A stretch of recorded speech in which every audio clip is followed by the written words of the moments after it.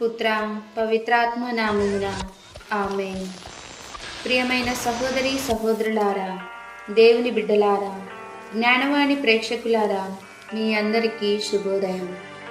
ఈనాడు మనందరం కూడా యెహోషువ జీవితంలో దేవుని అనుగ్రహం మరియు కాలేబు జీవిత విధానాన్ని గురించి ధ్యానించుకుందాం. యెహోషువ జీవితంలో దేవుని అనుగ్రహం ద్వారా ఇజ్రాయేలు ప్రజల కోసం విశ్వసనీయమైన మార్గదర్శకత్వాన్ని అందించాడు. సైనిక శక్తి, పథకాలు లేదా శక్తుల ఆధారంగా కాకుండా దేవుని క్రమబద్ధమైన ఆజ్ఞలను అనుసరించడం దేవుని గొప్ప అనుగ్రహం అని చెప్పవచ్చు. దేవుని మీద నమ్మకంతో ముందుకు సాగిపోయిన వారిని ఎప్పటికప్పుడు ఆశీర్వదిస్తారు. యావే దేవుడు యెహోషువకు 3 విషయాలు చెప్పారు. అవి ఏవనగా, మొదటిది బలంగా మరియు ధైర్యంగా ఉండమని, రెండవది మోషే ఇచ్చిన ధర్మశాస్త్రాన్ని పాటించమని, మూడవది ప్రజల మధ్య భూమిని విభజించి దేవుని వాక్యాన్ని అధ్యయనం చేసి ధ్యానించమని. దేవుడు యెహోషువను, నువ్వు బ్రతికున్నంత కాలం ఎవరు నీకు ఎదురుగా నిలబడలేరు. నేను మోషేతో ఉన్నట్లే నీతో కూడా ఉంటాను. నేను నిన్ను విడిచిపెట్టను. ముందుకు సాగుము అని ప్రోత్సహించాడు. అమోరీయులతో తీవ్రమైన యుద్ధం మధ్యలో ఉండగా యెహోషువ సూర్యచంద్రులను అలాగే ఉండాలని దేవుణ్ణి ప్రార్థించగా, యెహోవా దేవుడు ప్రార్థన విని సూర్య చంద్రులను ఆగిపోవునట్లు చేశాడు. యెహోషువ అడిగిన ప్రకారం దేవుడు అద్భుతం చేశాడు. యెహోషువకు అనేక కష్టాలు, అవరోధాలు ఎదురైనప్పటికీ అతను వాటిని దేవుని అనుగ్రహంతో అధిగమించి ఇజ్రాయేలు ప్రజల కోసం గొప్ప విజయాలు సాధించాడు. కాలేబు జీవిత విధానం.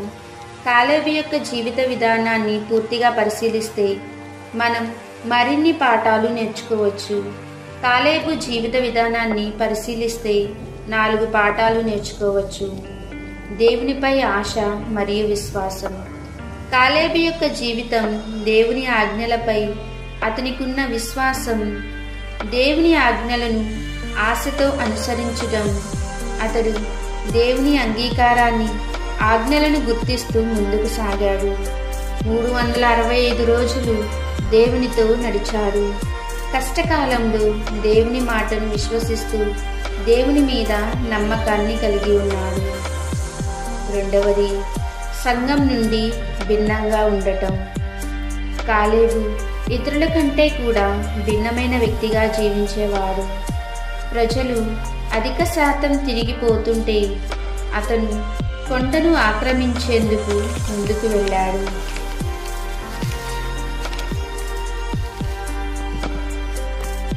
మనం కూడా ప్రజల నుంచి భిన్నంగా ఉన్నప్పుడు మనకు దేవుడు అధికంగా ఆశీర్వదిస్తాడు. మూడవది దేవుని ఆజ్ఞలను పాటించడం. కాలేబు 45 సంవత్సరాల పాటు దేవుని కోసం ఎదురుచూశాడు. దేవుని ఆజ్ఞల మీద నమ్మకం ఉంచడం, వాటిని తూచా తప్పకుండా పాటించడం. నాలుగవది ఆత్మీయ ధైర్యం మరియు శక్తి. కాలేబు దేవుని పనిని ఎప్పుడూ నిర్లక్ష్యం చేయలేదు. దేవుని బలాన్ని ఎప్పుడు కూడా తక్కువ అంచనా వేయలేదు. దేవుని పనిని చేయడానికి ఎప్పుడు ముందుండేవాడు. ప్రియమైన సహోదరి సహోదరులారా, యెహోషువ మరియు కాలేబు ఇద్దరు దేవుని శక్తిని గురించి ప్రజలకు భరోసా ఇవ్వడానికి ప్రయత్నించారు.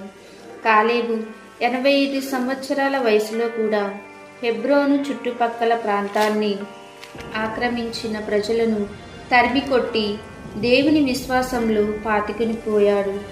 కాబట్టి మనం కూడా కాలేబు యెహోషువ వలె దేవుని ఆజ్ఞలను పాటిస్తూ దృఢమైన విశ్వాసం కలిగి జీవించేలా ఆశీర్వదించమని దేవుణ్ణి వేడుకుందాం.